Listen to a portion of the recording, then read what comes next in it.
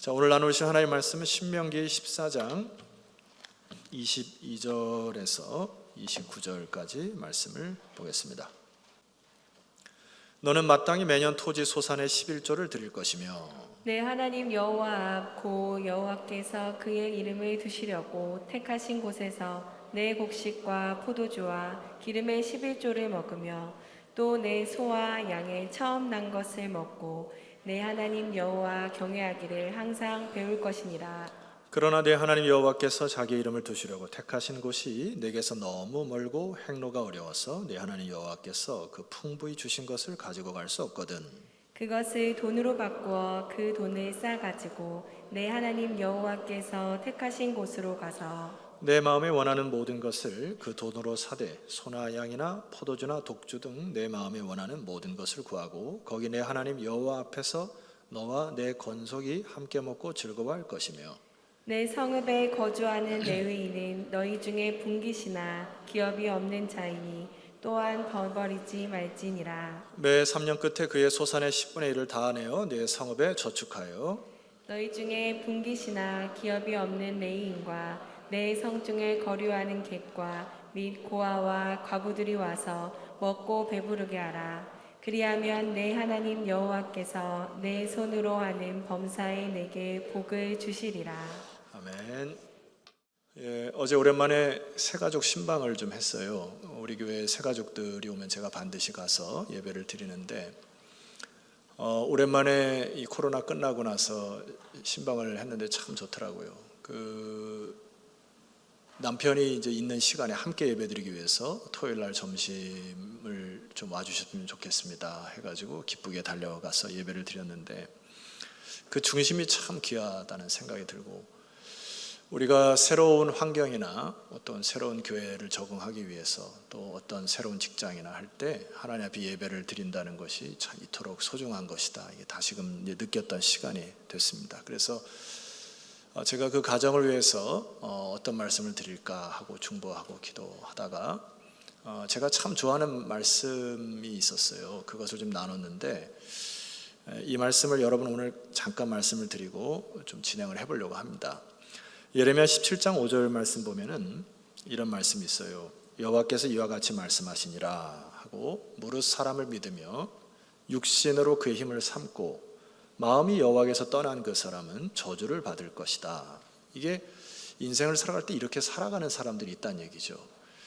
그러니까 사람을 믿고 육신으로 그의 힘을 삼고 마음이 여호와께서 떠난 채로 사는 사람들이 있는데 그 사람들은 마치 6절 말씀 보니까 사막의 떨기나무 같아서 좋은 일이 오는 것을 보지 못하고 광야 간조한 곳 건건한 땅 사람이 살지 않은 땅에 살리라.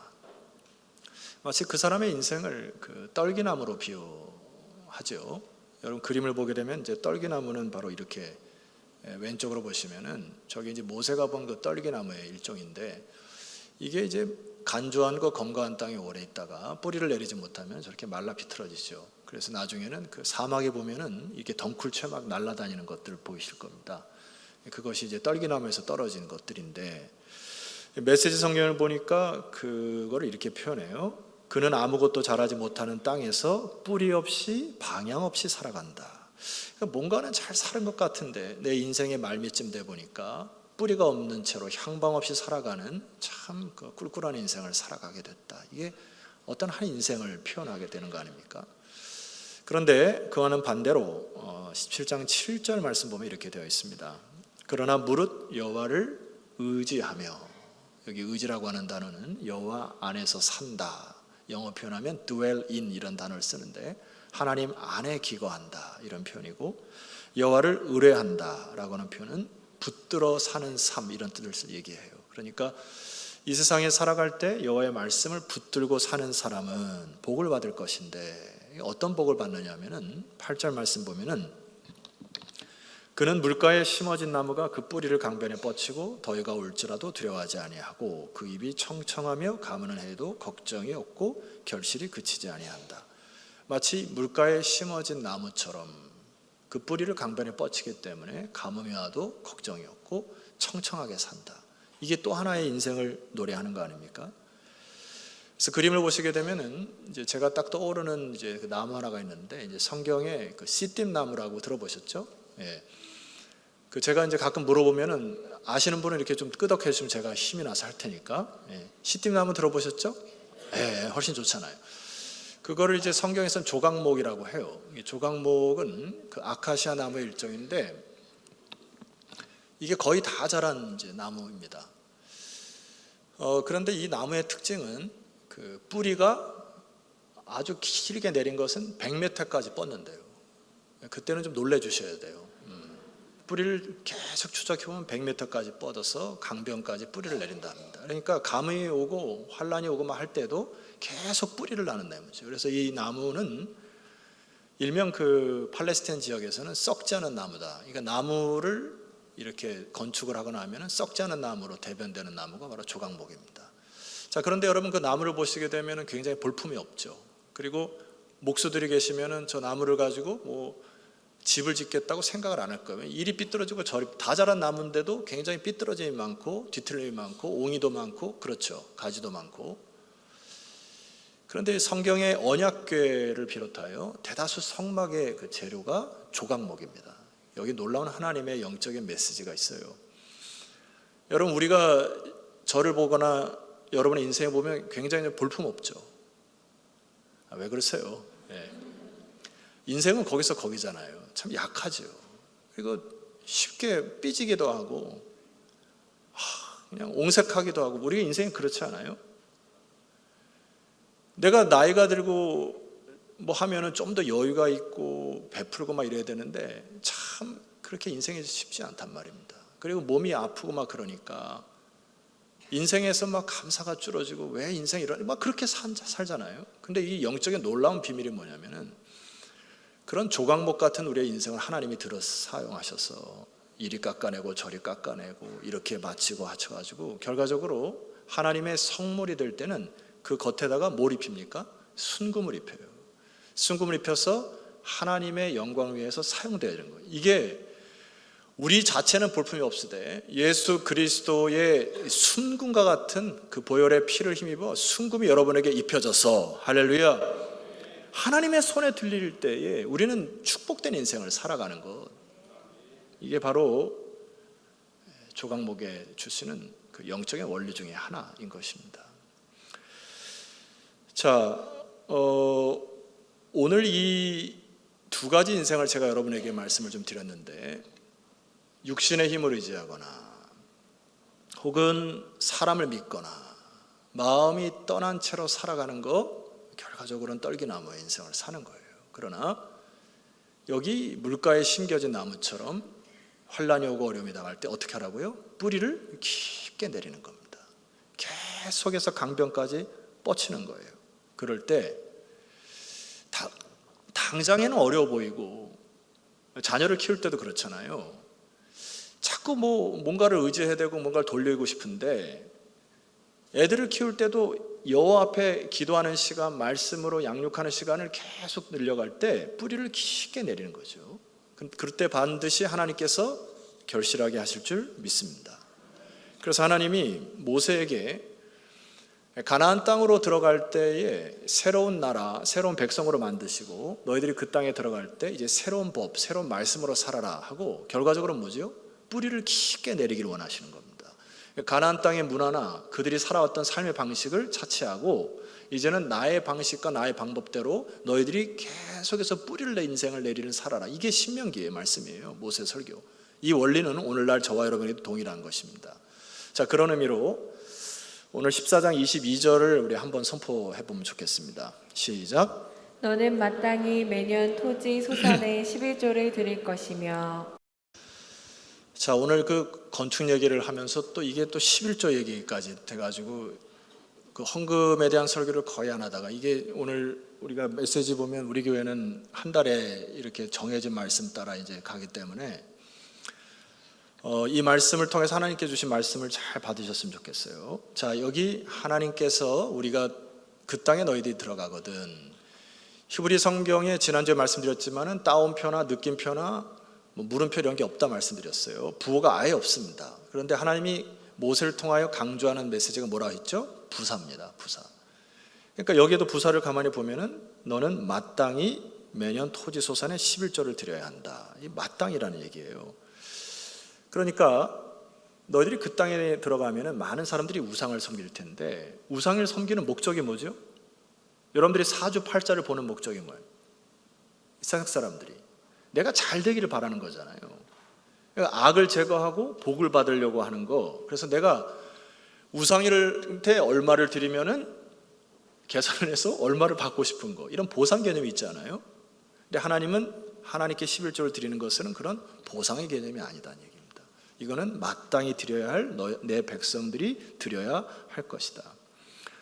이것은 하나의 딜의 개념이 아닙니다. 하나님 내가 이렇게 할 테니 저렇게 해주시자는 딜이 아니라 너희들이 그 땅에 살아갈 때 나의 백성다움이라는 것은 뭐냐면 마땅히 하나님 앞에 기쁨으로 헌물과 10의 1조를 드려야 할 것이니라. 그래서 여러분 이 부분은 레위기서에도 정확히 나옵니다. 레위기서 27장을 보시게 되면은 레위기서 27장은 부록과 같은 성경이에요. 그러니까 26장까지 다 설명을 하고 마지막 부록에 또 강조하는 내용이에요. 그래서 여러분 27장에 이렇게 나와 있어요. 그리고 그 땅의 10분의 1 곧 그 땅의 곡식이나 나무의 열매는 그 10분의 1은 여호와의 것이니 여호와의 성물이라 했습니다. 너희들이 그 땅에 살아가서 곡식을 거둘 때 10분의 1은 나무의 열매는 땅의 곡식은 여호와의 것이다라고 주님께서 정확히 말씀을 하세요. 그래서 하나님이 너희들이 새로운 땅에 들어가서 나의 백성답게 살기 위해서는 하나님 앞에 헌물과 10의 1조를 드려야 하는데 그것에 대해 이렇게 얘기하십니다. 여러분 제가 하나 질문하고 넘어갈게요. 하나님 배고프셔가지고 여러분이 11조 내라고 하신 거 아니죠? 하나님 뭔가 부족해가지고 여러분이 요구하는 거 아니죠? 그러니까 이 법의 원리는 지극히 여러분을 위한, 그리고 여러분이 삶을 살 때 진정한 복을 누리게 한 걸, 그런 마음 맞으시죠? 자, 그런 의미로 받으셔야 됩니다. 자, 23절, 오늘 본문의 23절을 함께 읽어볼게요. 시작. 내 하나님 여호와 앞 곧 여호와께서 그의 이름을 두시려고 택하신 곳에서 내 곡식과 포도주와 기름의 11조를 먹으며 또 내 소와 양의 처음 난 것을 먹고 내 하나님 경외하기를 항상 배울 것이니라. 하나님이 이것을 원하시는 목적 중에 저를 따라하세요. 내 하나님 경외하기를 항상 배울 것이니라. 여러분 이게 중요하다는 얘기예요. 여기도 부사가 나왔죠. 항상이라는 단어입니다. 하나님은 이 하나님께 드리는 헌물과 10의 1조를 통하여 여호와 경외하기를 항상 배우기를 원하셨어요. 이게 인생의 진정한 복이기 때문에 그렇습니다. 왜냐하면요, 우리 인생을 살아가면서 우리들은 자꾸 착각을 한단 말이에요. 뭔 착각을 합니까, 여러분? 예전에 그 어느 여가수가 불렀던 그 가요의 제목처럼 내 인생은 나의 것. 이게 자연스럽게 살다 보면 마치 내 인생이 내 것처럼 여겨져요. 그리고 이 재물에 대한 부분도 내가 애썼으니 내 것이라고 자꾸 요구를 해요. 제가 한때 오페라를 여러분에게 말씀드렸죠. 김용석의 오페라. 내 거, 네 거, 내 거, 네 거, 네 거, 내 거, 다 내 거다. 이게 오페라잖아요. 그러니까 우리 인생을 살면 다 자기 것처럼 소유하고 그렇게 살기를 원해요, 우리 인생이. 안 그렇습니까? 그래서 내 괴짜 친구 하나가 있어요. 이 친구가 학창시절에 신학교를 다니면서 이 구선직 목소리로 가끔 이거를 외칩니다. 100년도 못 살 것들이 1000년의 근심으로 살아가는구나. 이 괴짜 같은 친구가 지금 파주에서 목회를 하고 있습니다만, 우리 인생이 그렇다고요. 뭔가 자꾸 움켜쥐려고 하고 내 것처럼 여기려고 하고 100년도 못 사는데 1000년의 근심을 살면서 살아가는 게 우리 인생이란 말이에요. 하나님이 하나님의 것을 이것은 내 것이다 하면서 나에게 드려라 할 때 하나님 뭘 원하시는 걸까요? 너의 인생의 하우링을 좀 잡아주셔야 되겠네요. 너의 인생의 주인이 있음을 기억하라. 창조주 하나님이 너의 모든 것을 책임져 줄 너의 진짜 아버지가 있음을 기억하라. 너의 주소지가 어디냐 이거예요. 여러분 사는 주소지 물어보지 않습니까? 여러분 지금 삶의 주소지가 어디입니까? 우리 여기 7단지가 지금 개발이 돼가지고 그 다른 교회 교인들이 이제 이곳에 와가지고 나이 어르신 분도 이제 집을 이사 왔대요. 그래서 교회에서 질문했답니다. 어디 사세요? 그랬더니 대답을 못 해요. 그러니까 왜 대답을 못 하냐면 너무 길어가지고 SKN 더 뷰 프리스티지 철산역 어르신들이 주소를 모른다는 거예요. 괜찮아요, 주소를 몰라도. 여러분 주소가 어딥니까? 우리는 하늘나라잖아요. 한마디로 딱 끝. 하늘나라를 소망하며 사는 사람들이고, 우리 신랑 되신 예수 그리스도께서 저 천국에서 여러분을 위하여 처소를 예비하러 가셨고 이미 준비하셨고, 믿습니까? 그러니까 이 땅에 살면서 진정한 복이 뭐라는 거예요? 내 하나님 여호와를 인정하라고요. 하나님이 여러분을 책임질 것을 인정하고 살아가라고요. 이것이 하나님께서 우리에게 허락하신 이야기입니다. 여러분 좀 더 얘기해 볼게요. 창세기로 거슬러 가면 처음 11조를 드린 사람이 있습니다. 이 사람이 아브라함인데요. 아브라함이 전쟁을 참여하게 되는데, 그돌라오멜이라고 하는 이 장수가 연합군을 형성하여서 소돔과 고모라 왕을 사로잡습니다. 그때 조카 롯도 사로잡혀요. 기억나시죠? 오늘 설교 때 부탁합니다. 기억나시죠? 질문하면 기억나면 끄덕끄덕 해주세요. 그래야 제가 좀 힘이 납니다. 이때 롯도 사로잡혀가요. 그래서 318명의 돌격대를 준비해가지고 가서 그돌라오멜 왕을 칩니다. 그리고 롯도 구하죠. 바로 이 장면이 창세기 14장에 나와요. 제가 읽어드릴게요. 딱 좋습니다. 이제는 아브라함이 그돌라오멜과 그와 함께한 왕들을 쳐부수고 돌아올 때에 소돔 왕이 세외 골짜기 곧 왕의 골짜기로 나와 그를 영접하였고, 18절 살렘 왕 멜기세덱이 떡과 포도주를 가지고 나왔으니 그는 지극히 높으신 하나님의 제사장이었더라. 기억하실 것, 멜기세덱은 지극히 높으신 하나님의 제사장으로서 예수 그리스도를 예표하는 인물입니다. 기회되면 나중에 설명드리겠고요. 19절 그가 아브라함에게 축복하여 이르렀습니다. 자, 그 다음에 잘 보셔야 돼요. 뭐라고 선포합니까? 천지의 주제시오. 모든 것을 가지신 분이라는 얘기잖아요. 지극히 높으신 하나님이여 아브라함에게 복을 주옵소서, 이렇게 축복합니다. 그랬더니 또 29절 20절 말씀 보니까 너희 대적을, 여러분 볼펜 갖고 계신 분 여기 줄을 끄셔야 됩니다. 내 손에 붙이신, 여기 붙이신이라는 단어에 줄을 쫙 끄세요. 지극히 높으신 하나님을 찬송할지로다 하며, 그에 대한 반응으로 아브라함이 그 얻은 것에서 10분의 1을 멜기세덱에게 주었습니다. 여러분이 어떤 설교를 들으시거나 글을 읽을 때 11조는 구약의 율법 아닙니까? 우리가 지켜야 됩니까? 안 지켜야 됩니까? 신약시대에 예수 그리스도가 완성하셨는데 구약의 11조의 원리를 지켜야 합니까? 자꾸 질문하는 거 있어요. 여러분 그것은 질문이 잘못된 것입니다. 율법이라고 하는 건 모세가 하나님께 받으신 율법의 원리가 시작이 돼요. 그런데 아브라함은 모세 전의 사람입니다. 그러니까 하나님의 백성으로 하나님을 섬기는 증표로, 믿음의 사인으로 이미 아브라함은 하나님 앞에 자기에게 주어진 것에 감사하여 10의 1조를 드린 것이에요. 그러니 율법을 운운하여 10의 1조에 대한 부분을 왈가왈부해서는 안 되는 것입니다. 여기에 담겨진 중요한 원리와 축복을 받으시는 여러분이 되시기를 소망합니다.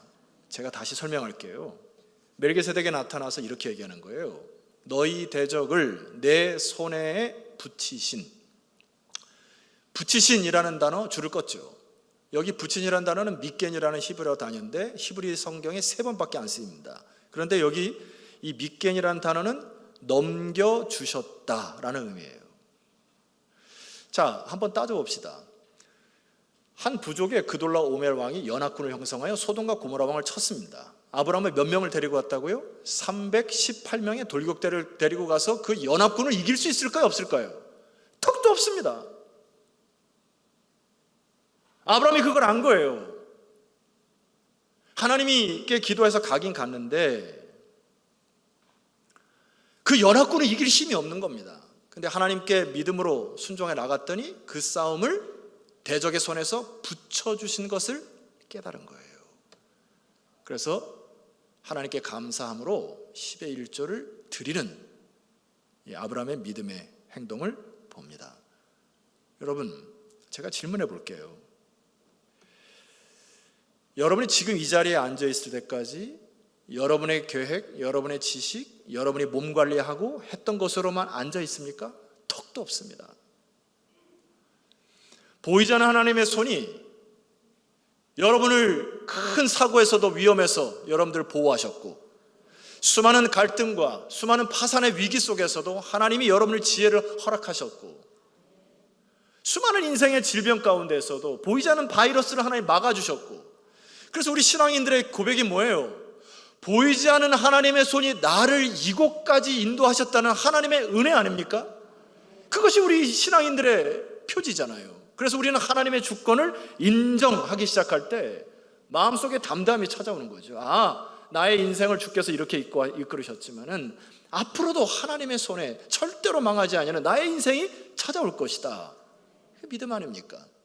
여러분, 그래서요, 이 사건은 여기서 끝나지 않아요. 그 다음이 너무나 중요한 내용이 있습니다. 제가 다시 여러분 설교 드릴게요. 21절.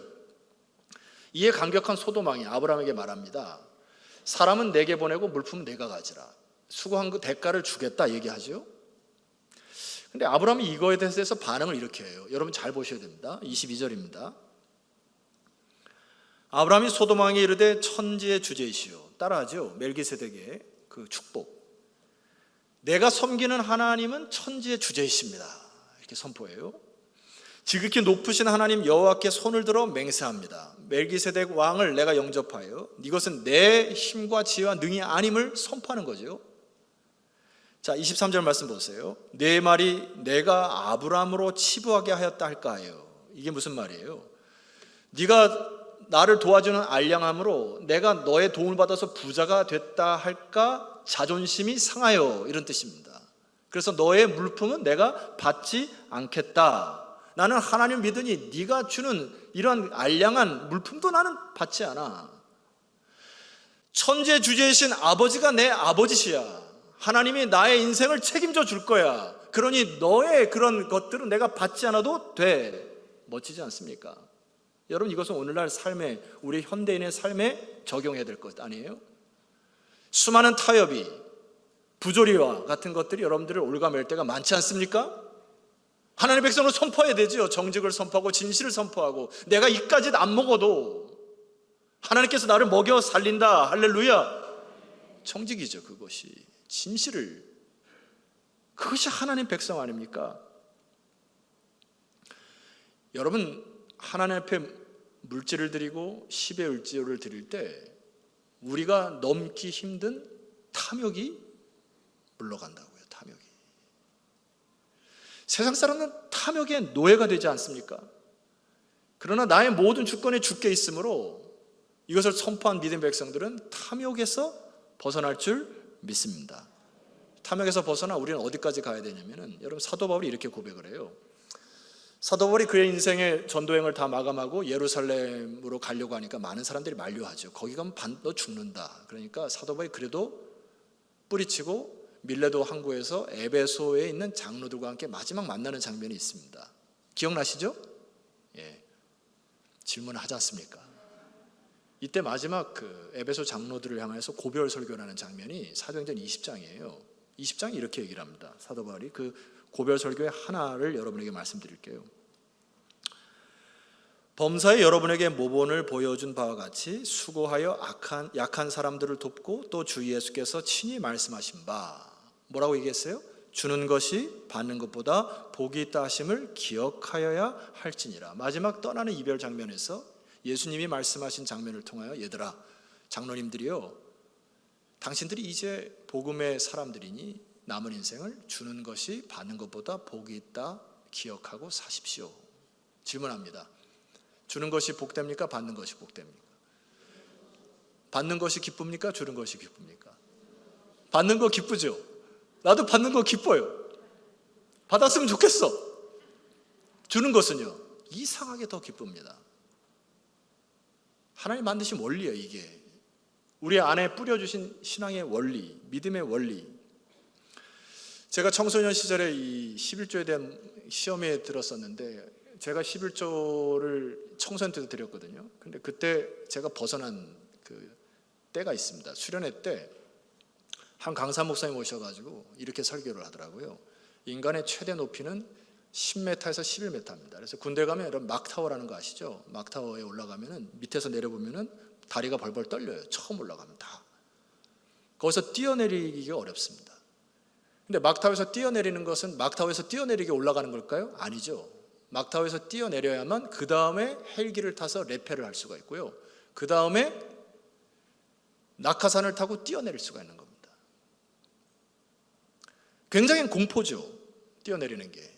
그러나 10의 1조도 여러분이 어쩌면 아직까지 하나님 앞에 그 주권을 드리지 못한 자들에게는 굉장한 부담이고 공포일 수 있습니다. 그러나 성경의 내용은 이것을 뛰어넘을 때 하나님께서 헬기 레펠이나 혹은 낙하산을 점프하거나 작전을 수행하거나 하나님의 놀라운 나라의 비밀들을 여러분에게 주실 줄 믿습니다. 그래서 제가 그 공포에서 벗어났던 기억이 나요. 이 드림의 축복이 뭐냐면은 제가 주중에 읽었던 그 내용 중에 하버드 대학에서 실제로 실험을 했던 내용인데 학생들에게 공부만을 시켰을 때 하고 학생들에게 공부와 봉사활동을 같이 시켰을 때의 체내의 건강지수가 확연히 다르게 높아짐을 발견하게 됩니다. 심리학자들의 결과예요.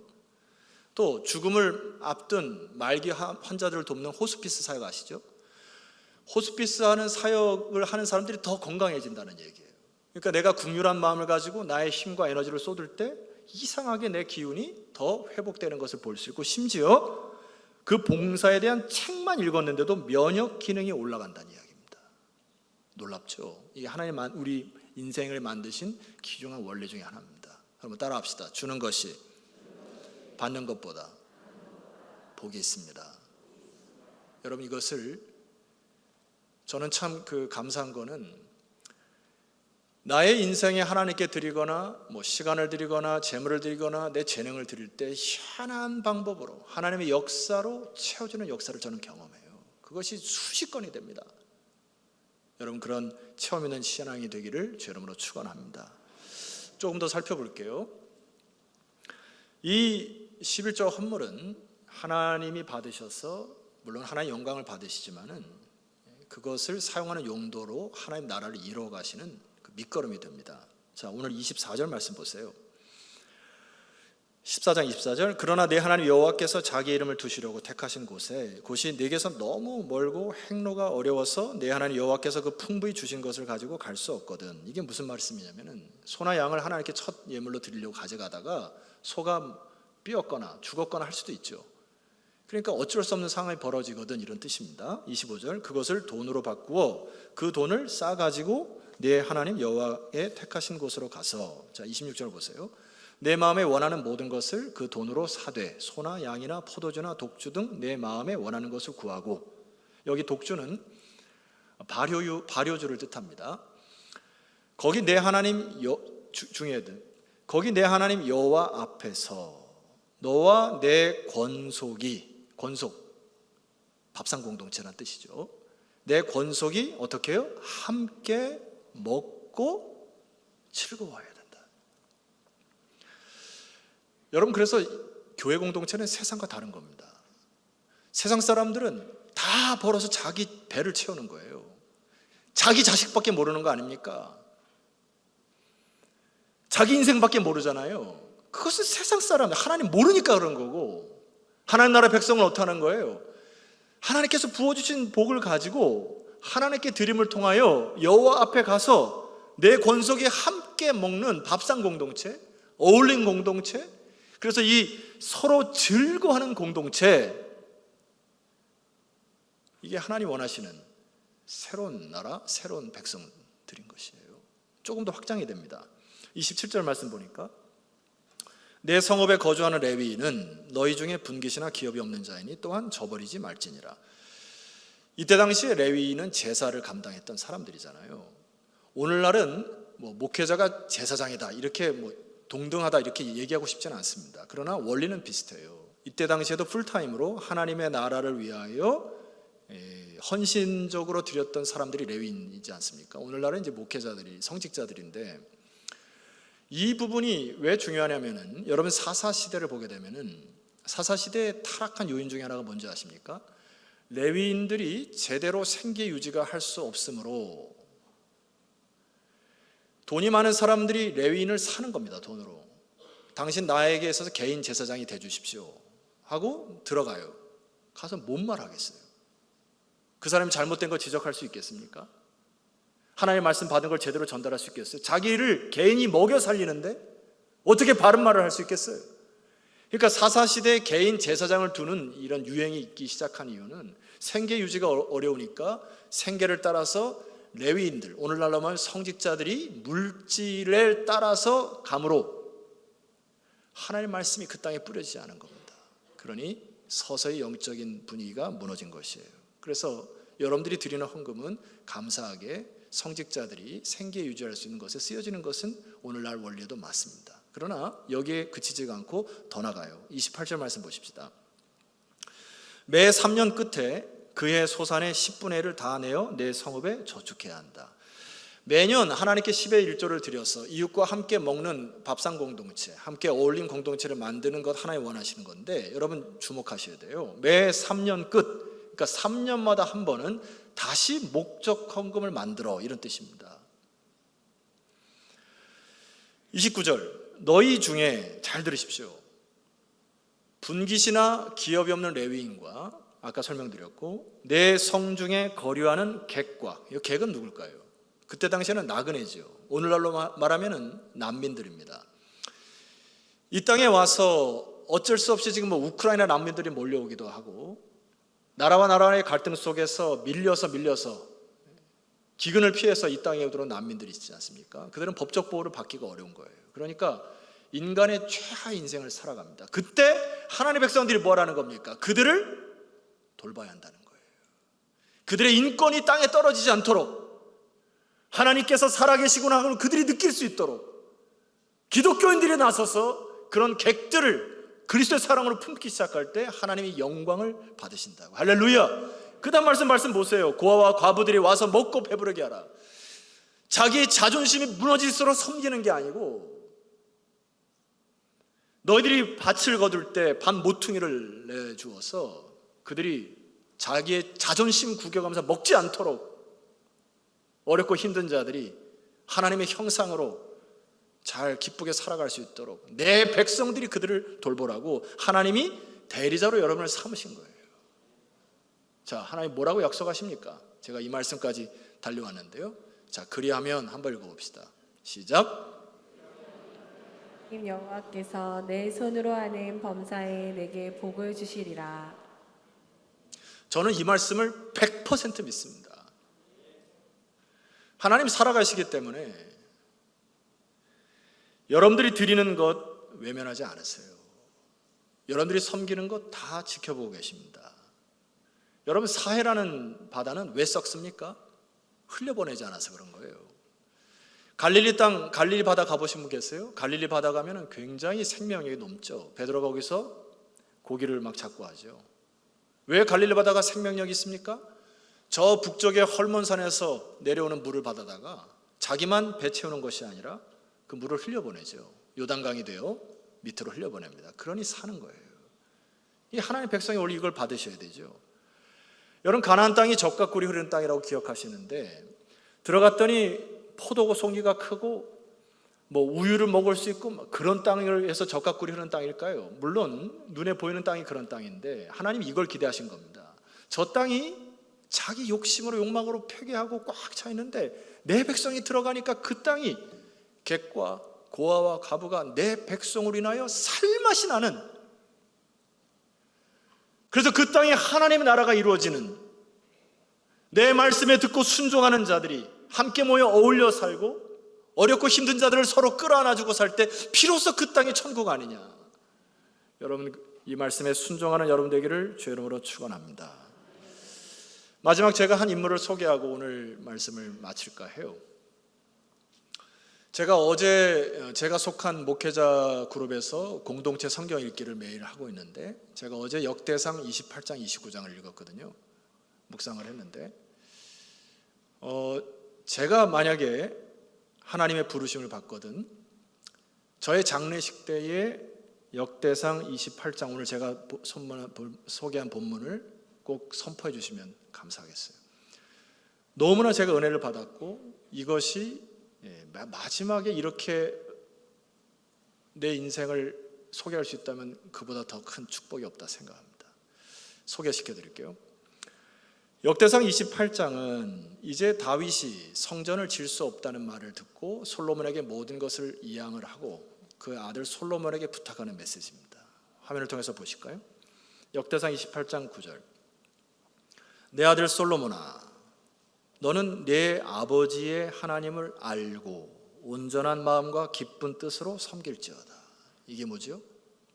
내 아들아, 너의 지혜로 살지 말고, 네가 지혜가 있다고 까불지 말고, 물질이 풍부하다고 교만하지 말고, 하나님을 알고 온전한 마음과 기쁜 뜻으로 여호와 경외하기를 잊지 말아라. 이것이 인생의 축이니라. 이거. 여호와께서는 모든 마음을 감찰하사 모든 의도를 아시나니 내가 만일 그를 찾으면 만날 것이요 네가 그를 버리면 그가 너를 영원히 버리시리라. 제가 다음 세대에게 꼭 주고 싶은 메시지입니다. 마지막으로 저의 장례식 때 이 말씀을 크게 선포해 주시면 감사하겠습니다. 여러분, 오늘 좋은 아침에 장례 얘기를 자꾸 해가 죄송한데 다 죽어요. 우리 죽음 준비하셔야 됩니다. 곧 만날 거예요. 천국에서 다. 괜찮아요. 죽음 앞에서 우리 기뻐하셔야죠. 역대상 29장 10절. 너무 은혜가 돼요. 다윗이 온 회중 앞에서 여호와를 송축하여 이르되 우리 조상 이스라엘 하나님 여호와여, 주는 영원부터 영원까지 송축을 받으시옵소서. 11절. 말씀이 선포되지만 아멘하는 은혜가 있었으면 좋겠습니다. 여호와여, 위대하심과 권능과 영광과 승리와 위엄이 다 주께 속하였사오니 천지에 있는 것이 다 주의 것이로소이다. 여호와여, 주권도 주께 속하였사오니 주는 높으사 만물의 머리이심이니이다. 요즘 아이들 말로 묻져버려. 부와 귀가 주께로 말미암고 또 주는 만물의 주제가 되사 손에 권세와 능력이 있사오니 모든 사람을 크게 하심과 강하게 하심이 주의 손에 있나이다. 멋져요. 13절. 우리 이 부분을 함께 일어나서 선포했으면 좋겠습니다. 다 같이 일어나시죠. 같이 선포합시다. 시작. 우리의 하나님이여, 이제 우리가 주께 감사하오며 주의 영화로운 이름을 찬양하나이다. 14절. 나와 내 백성이 무엇이기에 이처럼 즐거운 마음으로 드릴 힘이 있었나이까. 모든 것이 주께로 말미암았사오니 우리가 주의 손에서 받은 것으로 주께 드렸을 뿐이니이다. 우리 옆지체와 이렇게 고백하고 찬양 드리면 좋겠습니다. 멋진 인생 살고 주의 품에 안기십시다. 시작. 멋진 인생 살고 주의 품에 안기십시다.